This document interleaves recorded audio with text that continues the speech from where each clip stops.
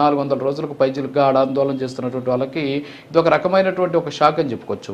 ఏమంటారు ఆంజనేయ రెడ్డి గారు? సార్, మీకు చర్చలో పాల్గొంటున్న అందరికీ నమస్కారాలు. వినిపిస్తుందండి? ఓకే సార్, వినిపిస్తుంది. Carrier sir. వినిపిస్తుందా? I'm audible? వినిపిస్తుంది సార్, క్యారియర్. అందరికి కూడా నమస్కారాలు. అందరికి కూడా సంక్రాంతి శుభాకాంక్షలు తెలియజేస్తున్నాను. విశాఖపట్నం స్టీల్ ప్లాంటు మనము చాలా రోజులుగా దాని మీద ఆ స్టీల్ ప్లాంట్ పైన వివాదాలు, అది ప్రైవేటైజేషన్ అవుతుందా కాదా, కాదని కొన్ని రోజులు అవుతుంది, కొన్ని రోజులు ఈ చర్చ అనేక రోజులుగా జరుగుతూ ఉంది. దేశంలో చాలా స్టీల్ ప్లాంట్లో మీకు తెలిసే ఉంటుంది ప్రైవేటైజేషన్ అయ్యాయి. అయినప్పటికీ కూడా ఎక్కడ ఈరోజు ఆంధ్రప్రదేశ్లో జరుగుతున్నంత ఆందోళన, గొడవ ఎక్కడ జరగడం లేదు.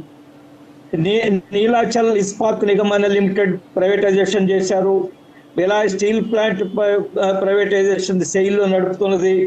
అదేవిధంగా Rourkela steel plant, Visvesvaraya steel plant, Hindustan zinc, పాల్కో ఇవన్నీ కూడా ప్రైవేటైజేషన్ అయ్యాయి. ఇవి ప్రైవేటైజేషన్ అవుతున్నప్పుడు ఎక్కడ ఆందోళన లేదా ఏదో మొత్తం నష్టం జరుగుతుంది, ఇది ప్రైవేటైజేషన్ అయిపోయింది, మాకు చాలా అన్యాయం జరుగుతుంది, ఎక్కడ గొడవ జరగలేదు. కానీ ఆంధ్రప్రదేశ్లో మాత్రం మనం అనేక రోజులుగా ప్రజల్లో కొంత ఆందోళన ఉంది. అందులో ఎటువంటి అనుమానం లేదు. కారణం ఏంటంటే మనం ఆ స్టీల్ ప్లాంట్ తోటి ఒక ఎమోషనల్ బాండ్ మనకు ఉంది. ఆ స్టీల్ ప్లాంట్ నేరుగా వచ్చి పెట్టిన సందర్భం కాదు. దానికోసం చాలా పోరాటాలు చేశారు. చిన్నప్పుడు నాకు బాగా గుర్తుంది. నేను చాలా 6వ తరగతి 7వ తరగతి చదువుతున్నప్పుడు కూడా విశాఖ హక్కు, ఆంధ్రుల హక్కు అని పెద్ద ఎత్తున రాష్ట్రంతో ఆందోళన జరిగాయి. అదేవిధంగా దానికోసం అమృతరావు అని ఆయన ఆమ్ల నిరాహారదీక్ష చేశారు. కొన్ని సంఘటనలో కొంతమంది 30 మంది 32 మంది ప్రాణాలు కోల్పోవడం జరిగింది. కాబట్టి విశాఖ స్టీల్ ప్లాంట్ విషయంలో ఆంధ్రప్రదేశ్ ప్రజలకు ఒక భావోద్రేకం ఉంది. ఇది ఎక్కడికో వెళ్ళిపోతుంది, ప్రైవేటైజేషన్ అయిపోతే మొత్తం ఎత్తుకొని ఎక్కడికో విదేశాలకు వెళ్ళిపోతారు, రష్యాకి వెళ్ళిపోతారు, లేదా ఇంకెక్కడికి వెళ్ళిపోతారు అనేది కొంత భ్రమలు, తప్పుడు ప్రచారం జరిగింది. కానీ మనకైతే దాంతో కొంత ఎమోషనల్ అటాచ్మెంట్ మనకు ఉంది. అందుకని మనం ఆందోళన చెందుతున్నాం. చాలా స్పష్టంగా 9/8/2024లో డాక్టర్ సంబిత్ పాత్ర ఆయన అడిగిన ప్రశ్నకు స్టీల్ మినిస్టర్, ఈనాటి స్టీల్ మినిస్టర్ చాలా స్పష్టంగా చెప్పారు. ఏ స్టీల్ ప్లాంట్లు స్ట్రాటజిక్ డిస్ఇన్వెస్ట్మెంట్ జరుగుతుంది, ఏ స్టీల్ ప్లాంట్లో ప్రైవేటైజేషన్, మన యొక్క స్టేక్స్, సెంట్రల్ గవర్నమెంట్ స్టేక్స్ అమ్ముతారని అడిగితే 4 స్టీల్ ప్లాంట్స్ పేరు చెప్పారు. అందులో విశాఖ స్టీల్ ప్లాంట్ లేదు. కావాలంటే మీరు మీరు నెట్లోకి వెళ్ళి చూసుకోవచ్చు. 9/8/2024 సంబిత్ పాత్ర అడిగిన ప్రశ్నకు ఈనాటి మంత్రి మనకి స్టీల్ శాఖ మంత్రి ఏం చెప్పారో చూసు. కాబట్టి విశాఖపట్నము ఇప్పటి వరకు కేంద్ర ప్రభుత్వం మేము ప్రైవేటైజేషన్ చేస్తామని ఒక మాట చెప్పలేదు. రెండవది, కూటమి ప్రభుత్వం వచ్చిన తర్వాత చాలా స్పష్టంగా చెప్పారు, ఇది ప్రైవేటైజేషన్ కానివ్వము అని చాలా స్పష్టంగా చెప్పారు. గతంలో స్టీల్ మినిస్టర్ విశాఖపట్నం వచ్చినప్పుడు కూడా ఎవరికి ఎటువంటి అన్యాయం జరగదు, ఏ నిర్ణయం తీసుకున్నా కేంద్ర ప్రభుత్వము స్టీల్ ప్లాంట్ ప్రయోజనాలు, ఉద్యోగస్తుల ప్రయోజనాలు, రాష్ట్ర ప్రయోజనాలు కాపాడే విధంగా ఉంటుంది తప్ప ఎవరికి అన్యాయం జరిగే విధంగా ఉండదు.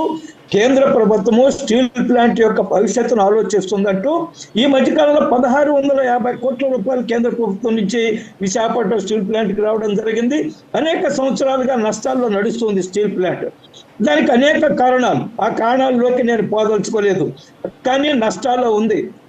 సార్, మనం అందరం కూడా గుర్తుంచుకోవాల్సింది, ఇంగ్లీష్లో ఒక సామెత ఉంది, governments have no business to do business. ప్రభుత్వాలు వ్యాపారాలు వ్యాపారంలో ప్రభుత్వాలకి సంబంధం లేదు, ప్రభుత్వాలు వ్యాపారం చేయకూడదు. నేను దాని అర్థం విశాఖ ప్రైవేటైజేషన్ అవుతుందని నేను చెప్పడం లేదు. నేనేం చెప్తున్నట్టే, ప్రపంచవ్యాప్తంగా మీరు ఏ దేశాలు గమనించినా చాలా దేశాల్లో, అభివృద్ధి చెందిన దేశాల్లో అన్నీ కూడా ప్రైవేటైజేషన్లో ఉంటాయి, అన్నీ కూడా ప్రైవేట్ వ్యక్తులు నడుపుతుంటారు, except defence, foreign affairs, law and order and currency. ఈ 4 తప్ప మిగతా అన్ని కూడా ప్రైవేట్. మీరు అమెరికాకి వెళ్తే మీకు చాలా స్పష్టంగా అర్థమవుతుంది. విమాన సర్వీసుల దగ్గర నుంచి అనేక విషయాలు కూడా ప్రైవేటైజేషన్ ఉంది. అంత మాత్రం చేత విశాఖపట్నం ప్రైవేటైజేషన్ అవుతుందని అనుకోవడం లేదు. నేను ఎందుకు చెప్తున్నా అంటే ఈ రోజు విశాఖపట్నం స్టీల్ ప్లాంట్ ఒక తెల్ల ఏనుగు, వైట్ ఎలిఫెంట్, అందులో ఎటువంటి అనుమానం లేదు. అనేక నష్టాలు, వేలాది కోట్ల నష్టాలు చవి చూస్తున్నాం. కేంద్ర ప్రభుత్వము వేల కోట్ల రూపాయలు అనేక సందర్భాల్లో స్టీల్ ప్లాంట్ కి ఇచ్చింది. ఆ క్యాపిటల్ ఇన్వెస్ట్మెంట్ కానివ్వండి, లేదా ఇంకేదో రకరకాలకు సంబంధించింది. కొన్ని సందర్భాల్లో స్టీల్ ప్లాంట్ చాలా ఇబ్బందులు పడుతుంది. ఇప్పుడు జీతాలు కూడా వచ్చే పరిస్థితుల్లో ఇది ఇప్పుడు కొత్త విషయం కాదు. స్టీల్ ప్లాంట్ ఉద్యోగస్తులకు జీతాలు ఇస్తాం, ప్రధానమంత్రి జీతం తీసుకుంటున్నాడు. వీళ్ళకి మన్మోహన్ సింగ్ గారు కూడా జీతాలు తీసుకుంటున్న సమయంలో స్టీల్ ప్లాంట్ లో నెలల తరబడి జీతాలు ఇవ్వలేదు. ఇది ప్రైమ్ మినిస్టర్ నరేంద్ర మోడీ, మన్మోహన్ సింగ్ గారు కాదు. నేనేమంటున్నా అంటే ప్రభుత్వాలకు కొన్ని విధానాలు, పాలసీలు ఉంటాయి.